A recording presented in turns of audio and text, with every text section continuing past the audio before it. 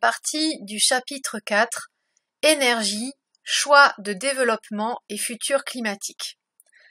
Voyons le grand 3 Empreinte carbone et transition écologique. Nous allons commencer par le grand A, empreinte carbone. L'empreinte carbone mesure l'impact sur le climat terrestre d'une activité humaine ou d'un objet technologique, depuis sa production jusqu'à son retraitement.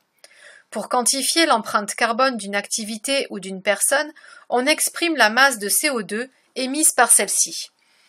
L'unité utilisée est le kilo équivalent carbone ou la tonne équivalent carbone. Dans la mesure où il existe différents gaz à effet de serre, il y a des facteurs de conversion qui vont ramener l'empreinte carbone d'un gaz à effet de serre à un équivalent de CO2 émis. L'empreinte carbone d'un pays prend en compte les émissions sur le territoire national, mais aussi celles qui sont liées aux biens et aux services importés. L'empreinte carbone d'une personne inclut ses émissions directes, comme le déplacement ou le chauffage, et ses émissions indirectes, qui sont liées à la consommation d'électricité ou à l'utilisation d'objets. Vous vous êtes rendu compte que calculer votre empreinte carbone n'est pas aisé. Ce calcul dépend de l'application utilisée et des détails qui vous sont demandés. Cependant, lors de votre calcul de votre empreinte carbone, vous avez pu être surpris par l'impact de votre nourriture ou de l'utilisation de biens de consommation comme les vêtements sur votre empreinte carbone. Mais revenons aux activités qui impactent le plus notre empreinte carbone et sur lesquelles nous pouvons jouer. En premier lieu, on trouve le transport. Sur ce document, on se rend compte qu'en fonction du type d'énergie utilisé par le véhicule, l'empreinte carbone sera différente. En effet, vous pouvez voir qu'un véhicule électrique a un impact plus faible sur l'environnement par rapport à un véhicule thermique, même si la fabrication de la batterie se trouve être plus polluante. Il faut également préciser que les données pour le véhicule électrique sont valables uniquement en France, qui a une énergie électrique à 72% d'origine nucléaire. Et par ailleurs, nous n'avons aucune information concernant le recyclage de ces types de véhicules. En troisième position, mais quasiment à égalité avec le logement, on trouve l'empreinte liée aux biens de consommation. Les vêtements représentent une part importante de notre empreinte carbone. En effet, l'utilisation d'un pull en laine, pendant un an, rejette environ 55 kg d'équivalent carbone. Sachant qu'un foyer français possède environ 51 kg de vêtements, on atteint les 2,8 tonnes d'équivalent carbone à l'année. Cependant, vous pouvez constater que si on utilise un pull en laine recyclée, notre empreinte carbone est divisée par 5. Vous pouvez voir également que l'utilisation d'un ordinateur portable va produire 45 kg d'équivalent carbone chaque année. À cela, il faut y ajouter l'impact du stockage de nos données et de nos mails. Vient ensuite l'impact lié à nos choix alimentaires. Sur ce document sont présentés 3 repas différents. Le premier, au niveau 1, est un repas typique des pays industrialisés. Il produit 5,49 kg équivalent carbone. Le deuxième,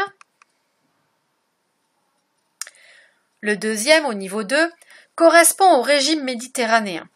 Il produit 2,46 équivalent carbone, soit la moitié du premier repas. Enfin, le troisième repas, au niveau 3, est un repas végétarien. Il produit 1,71 kg d'équivalent carbone. C'est le repas qui a le moins d'impact sur le climat, car il n'a pas de viande. En effet, les principales sources de gaz à effet de serre sont la production et le transport de l'alimentation animale, ainsi que le méthane issu de la digestion des ruminants. Comme vous l'avez vu l'année dernière, en enseignement scientifique de première, il faut entre 9 et 11 calories végétales pour produire 1 calorie de viande de bœuf. Il en faut entre 5 et 7 pour produire 1 calorie de viande de porc et seulement 3 ou 4 pour produire 1 calorie de viande de poulet.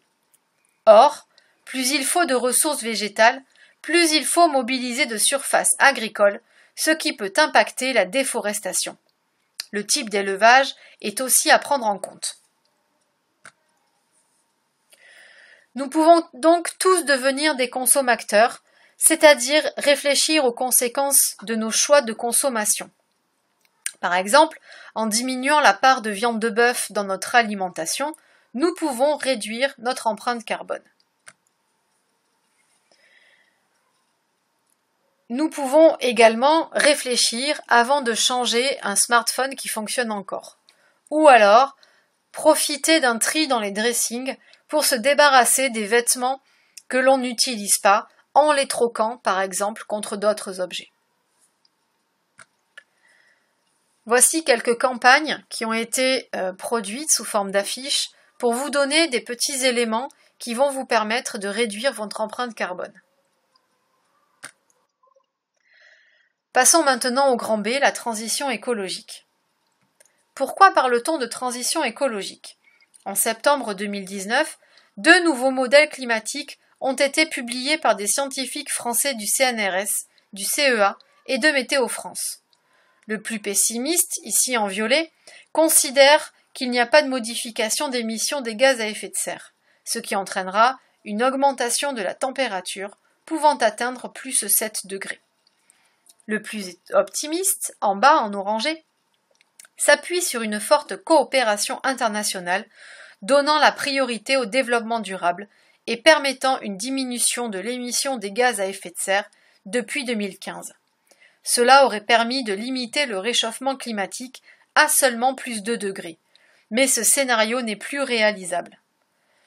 Cependant, nous pouvons constater que pour limiter le réchauffement climatique, il faut nécessairement que les pouvoirs publics s'engagent dans des politiques de transition écologique. Cette transition dépendra des décisions qui seront prises donc à l'échelle nationale, mais aussi plus globalement à un niveau international, pour transformer en profondeur les économies, les sociétés et le développement des territoires. De nombreuses négociations internationales ont déjà eu lieu depuis une trentaine d'années. Elles ont permis de fixer des engagements forts afin de limiter le réchauffement climatique. Ainsi, les accords de Paris en 2015 ont été signés par 195 pays qui se sont alors engagés à mettre en œuvre une politique de développement durable.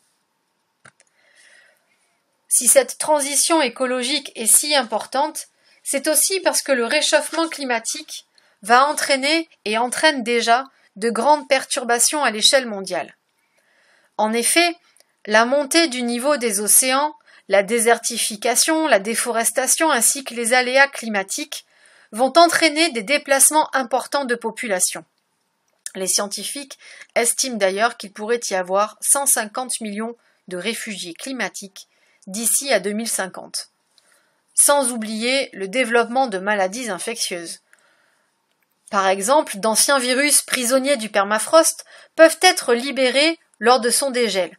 Et puis, nous savons que la déforestation liée aux nécessités alimentaires rapproche les animaux sauvages des populations humaines, ce qui entraîne la transmission de nouveaux virus. Pour rendre ces politiques de développement durable plus efficaces, l'ONU a fixé 17 objectifs.